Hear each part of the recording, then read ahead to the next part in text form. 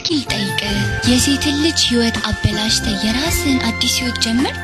ደስታን አገኛለሁ ያልከው ተደሰትክ? እውነትን የበላከው ጠገብክ? የሰዎችን ህይወት አበላሽተክ ስኬት ላይ እደርሳለሁ ያልከው ደረስክ? ወደ ፈጣሪ የምትመለስበትን ቀን። ሰላም አለይኩም ወራህመቱላሂ ወበረካቱ። ውድ ቤተሰቦቼ ሰላም ብያለሁ። በያላችሁበት ሰላማችሁ ብዙ ተረፍረፍ ይበልልኝ። ይህንን ቪዲዮ ከወደዳችሁ ላይክ፣ ሼር፣ ሰብስክራይብ እያደረጋችሁ ቤተሰብ ሆኖ ለምታበረታቱኝ ከልብ አመሰግናለሁ። እናንተ ደግሞ ሰፊ እንጀራ ተመኘውላችሁ ማለት ነው።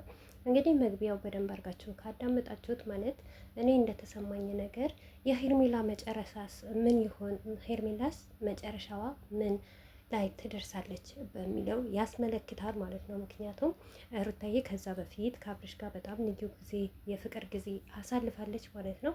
እና ምን አለ መሰላችሁ አንዳንዴ እንደ ራሳችሁ እዩ።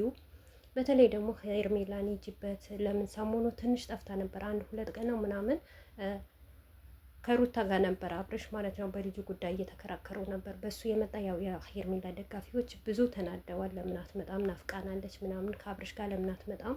አብርሽ ወደ ሩታ ጋር ለምን ይሄዳል ምናምን እያሉ ብዙዋቸው የሚናገሩና የሚሳደቡም አሉ እንዲሁም ማለት ነው። እና እባካችሁ ማለት ነው አንድ ነገር ማወቅ ያለባችሁ ነገር አብርሽና ሩታ መቼም አይለያዩም። ምን ታውቃላችሁ? አሁን ነገ እንደ ምሳሌ ልበለውና ማለት ነው አብርሽና ሄርሜላ ተጋቡ፣ አብረው እየኖሩ ነው።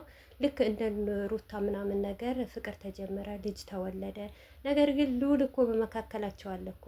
ሉል እኮ ነገ አድጎ እናቴና አባቴ መለያየት የለባቸውም የኔ ፍላጎት ነው ቢል አብርሽ መቼስ በልጇ አይጨክንም፣ ሩታ መቼ በልጇም አጨክንም ማለት ነው። ምክንያቱም አሁን ስለማይናገር ነው እንደፈለገ የሚሆኑት እንጂ እመኑኝና ሉል ካደገ በኋላ የአብርሽና የሩታ ፍቅር ምን አይነት ፍቅር እንደሆነ በደንብ ጠንቅቄ ነው ማውቀው ማለት ነው።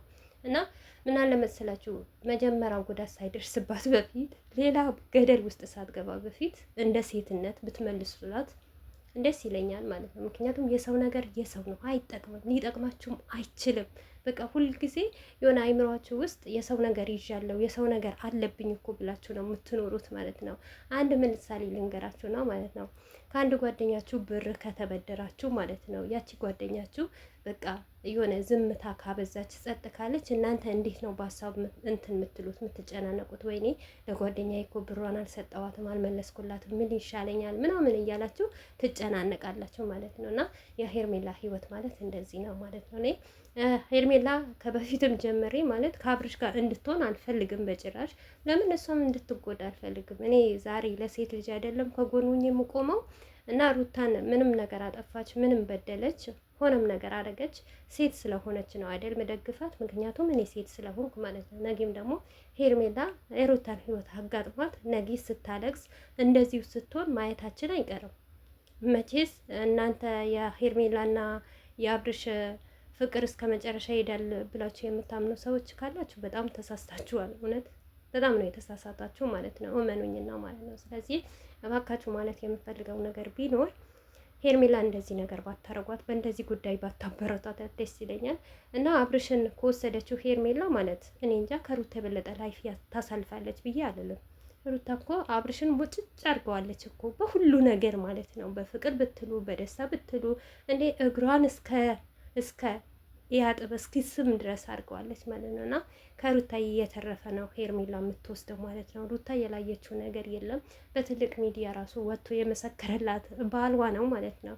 ከዚህ የበለጠ ሩታዬ ከአብርሽ ጋር ያሳለፈችው ላይፍ በጣም ደስ የሚል ነበረ እና ለሄርሜላ ደግሞ ምንም አይነት ነገር አይደንቀንም። ትናንትና ቪዲዮ ካያችሁ ማለት ነው እሷም አብርሽን ብላ ስትሄድ ነበረ ቤተሰቦቿን ወንድሟን ገፍታ ማለት ነው። አያችሁ በራሳችሁ ሲመጣ ማለት ነው። ግን ከዚህ በፊት ሩታን እየናቃቻት ነበር። አንቺ ያልቅሰሽ፣ አንቺ እንደዚህ ብለሽ ነበር የመጣችሁ እያለቻት ነበር። እኔ ግን ቪዲዮን አላየሁትም። በድራማ መልክ ቢሆን በብራክ መልክ ቢሆን ቲክቶክ ላይ አይቼዋለሁ። ግን አብርሽን መርጣ እንደሄደች ነው ያየሁት ማለት ነው። ማንኛውም ነገር በራሳችን ላይ ሲደርስ ነው። ለማንኛውም ባይ ባይ፣ ሰላም አሉልኝ።